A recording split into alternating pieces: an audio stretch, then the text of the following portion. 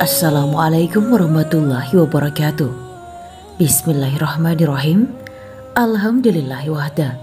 Wassalatu wassalamu ala rasulillah.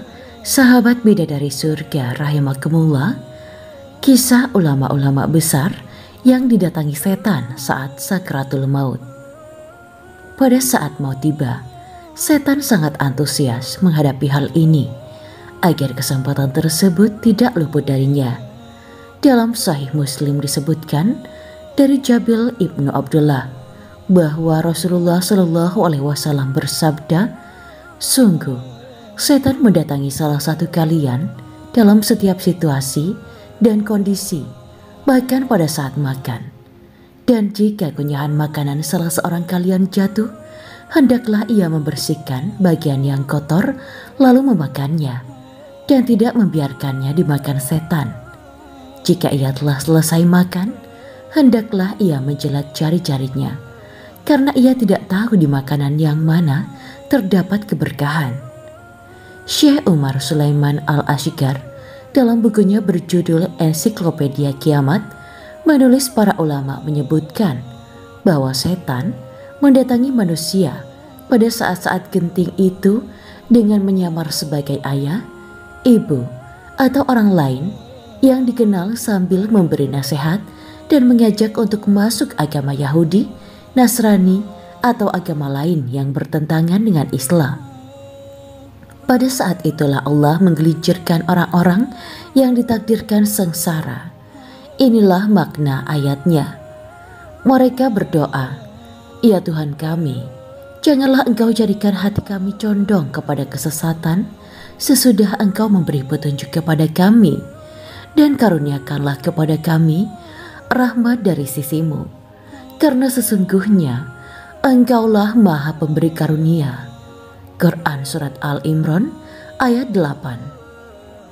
Abdullah, putra Imam Ibnu Hambal, berkisah, "Aku menyaksikan wafatnya ayahku dan di tanganku ada kain lap untuk mengusap jenggotnya yang lebat.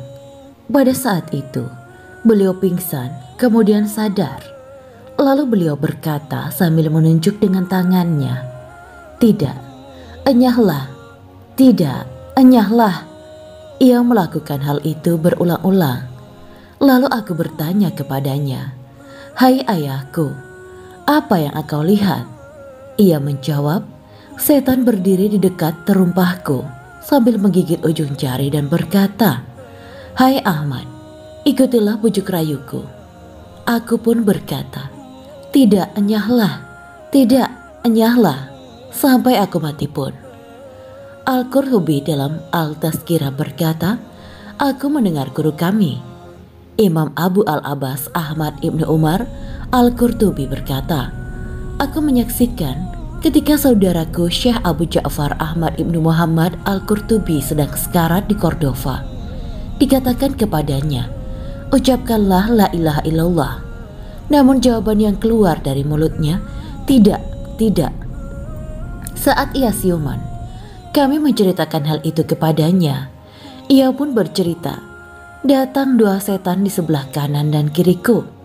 Salah satunya berkata, 'Matilah dalam keadaan beragama Yahudi, karena Yahudi adalah agama terbaik.' Yang satunya berkata, 'Matilah dalam keadaan Nasrani, karena Nasrani adalah agama terbaik.' Aku pun menjawab, 'Tidak, tidak.'" Menurut Ibnu Taimiyah, kejadian seperti ini tidak mesti berlaku bagi setiap orang. Bahkan pada sebagian orang ditawarkan lebih dari dua agama sebelum matinya, sedangkan sebagian lagi malah tidak ditawarkan. Ini semua termasuk fitnah kehidupan dan fitnah kematian yang kita dianjurkan untuk memohon perlindungan dari hal itu dalam sholat. Ibnu Taimiyah menyebutkan bahwa setan sering menggoda manusia pada saat sekarat, karena saat itu adalah waktu hajat. Beliau berdalil dengan hadis, amal itu tergantung penghujungnya. Nabi Shallallahu Alaihi Wasallam bersabda, seorang hamba beramal dengan amalan ahli surga, namun ketika jarak antara dia dan surga tinggal sehasta, takdir mendahuluinya. sehingga ia beramal dengan amalan ahli neraka, maka masuk nerakalah ia. Seorang hamba beramal dengan amalan ahli neraka, namun ketika jarak antara dirinya dan neraka tinggal sehasta, takdir mendahulunya, sehingga ia beramal dengan amalan surga. Ahli neraka, maka masuk nerakalah ia. Namun seorang hamba yang beramal dengan amalan ahli neraka, namun ketika jarak antara dirinya dengan neraka tinggal sehasta, takdir mendahulunya, sehingga ia beramal dengan amalan ahli surga, maka masuk surgalah ia.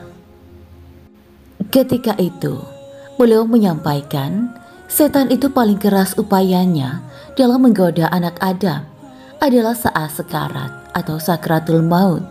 Ia berkata kepada kawan-kawannya, perhatikan dia, sebab bila ia luput, maka selamanya kalian tidak dapat mengambil keuntungan darinya. Demikianlah kisah kali ini. Semoga kita tetap selalu menjadi hamba Allah yang senantiasa dilindungi hingga sakratul maut nanti. Semoga video ini bermanfaat bagi Anda semuanya. Wa akhiran, wabillahi taufiq wal hidayah. Wassalamualaikum warahmatullahi wabarakatuh.